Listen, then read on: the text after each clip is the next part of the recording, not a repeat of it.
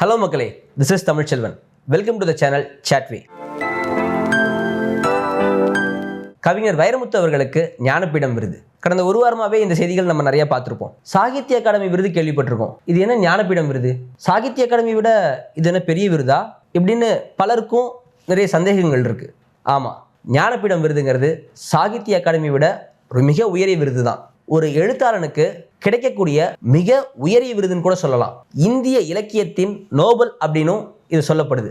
Times of India குழுமத்தை சேர்ந்த சாகு சாந்தி பிரசாத் ஜெயின் மற்றும் ரமா ஜெயின் அப்படிங்கிற தம்பதியினரால் 1944 ஆண்டு பாரதிய ஞானபீடம் அப்படிங்கிற ஒரு அமைப்பு உருவாக்கப்படுது.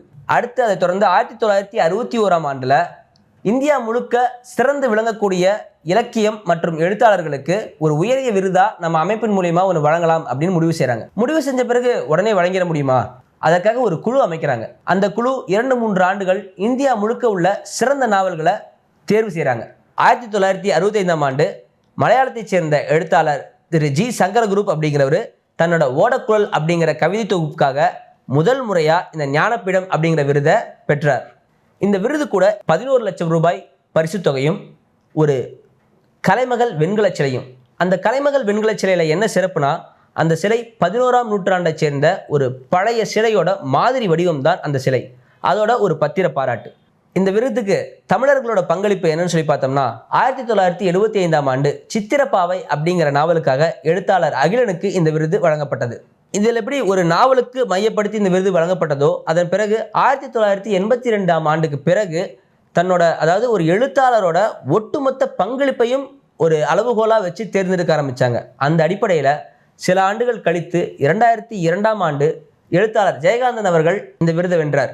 ஒரு குறிப்பிட்ட நாவல்னு சொல்லும்போதே ஒரு சில விஷயங்கள் இருக்கும். ஆனால் ஒட்டுமொத்த பங்களிப்புன்னு வரும்போது ஜெயகாந்தன் அவர்களோட சில நேரங்களில் சில மனிதர்கள் இந்த மாதிரி பல நாவல்கள் இருக்கும். அதையெல்லாம் ஒப்பிட்டு பார்க்கும்போது இந்த விருது அவருக்கு நிச்சயம் பொருத்தமானதாக இருக்கும். அதுக்கப்புறம் 23 ஆண்டுகள் கழித்து தமிழை முன்னிலைப்படுத்தி தமிழை மையப்படுத்தி கவிப்பேரரசு வைரமுத்து அவர்கள் தனது ஒட்டுமொத்த பங்களிப்பில் கவிதை அப்படிங்கிற ஒரு பிரிவையும் சேர்த்து தற்போது 2025 ஆண்டுக்கான இந்த விருதை வென்றிருக்கார்.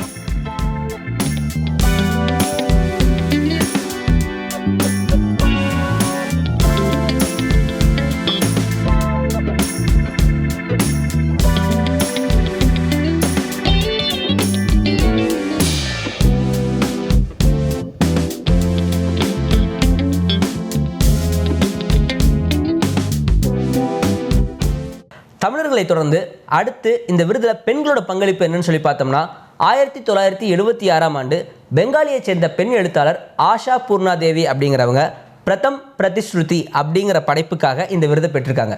கவிஞர் வைரமுத்து அவர்கள் இப்போ பெற்றிருக்கிறது 60வது ஞானபீட விருது. இந்த 60 ஆண்டுகளில் இதுவரைக்கும் 8 பெண்கள் இந்த விருதை பெற்றிருக்காங்க அப்படிங்கிறது குறிப்பிடத்தக்கது. தமிழ் மொழிக்கு இதுவரைக்கும் 3 விருதுகள்னு பார்த்தோம், பெண்கள் 8 விருதுகள் பார்த்தோம். அந்த வகையில் மற்ற மொழிகளுக்கு எத்தனை விருதுகள் அப்படின்னா, இந்தி மொழி அதிகபட்சமாக 12 விருதுகள் வாங்கியிருக்காங்க. அதனை தொடர்ந்து கன்னட மொழிகளுக்கு 8 விருதுகள், பெங்காலிக்கு 6 விருதுகள், மலையாளத்துக்கு 6 விருதுகள், தெலுங்குக்கு 3 விருதுகள், ஒடியா மொழிக்கு 4 விருதுகள், அதை தொடர்ந்து சமஸ்கிருதம், கொங்கணி, அசாமி, பஞ்சாபி, காஷ்மீரி, இங்கிலீஷ் ஆகிய மொழிகளுக்கும் இதுவரைக்கும் விருதுகள் வழங்கப்பட்டிருக்கு. இந்த ஞானபீடம் விருதுங்கிறது வெறும் விருது மட்டும் அல்ல, இந்திய ஒருமைப்பாட்டின் அடையாளம். பல மொழிகள் பல கலாச்சாரங்கள் இருந்தாலும் ஒரு நல்ல இலக்கியம்னு வரும்போது அது அனைவருக்கும் பொதுவானது அப்படிங்கிறத இந்த விருது உணர்த்துது. ஒரு சிறந்த எழுத்தாளனாக உருவெடுக்கணும்னு நினைக்கிறவங்களுக்கு இந்த ஞானபீடம் விருது ஒரு கலங்கரை விளக்கம். வாசிக்கிற பழக்கம் இல்லாதவங்க இதுக்கு மேலே வாசிக்க ஆரம்பிங்க. எழுதணும் நினைக்கிறேன், ஆனால் அப்பப்போ இப்போ அந்த மாதிரி தான் எழுதுறேன்னு நினைக்கிறவங்க இனிமேல் தொடர்ந்து எதில் கிடைச்சாலும் நிறைய எழுதுங்க. தப்போ சரியோ எழுதிக்கிட்டே இருங்க. அது எழுத உங்களை நல்லா இன்னும் அதை மேம்படுத்தும். அந்த மேம்படுத்தின விஷயம் உங்களை நிச்சயம் இந்த விருதுக்கு ஒரு நாள் கொண்டு போய் சேர்க்கும். இந்த வீடியோ உங்களுக்கு பிடிச்சிருந்தா லைக் பண்ணுங்கள், உங்கள் ஃப்ரெண்ட்ஸுக்கு ஷேர் பண்ணுங்கள், மறக்காமல் ஒரு சப்ஸ்கிரைபும் பண்ணிடுங்க. தொடர்ச்சியாக நாங்கள் அப்போ தான் சந்தோஷமாக வீடியோ பண்ண முடியும்.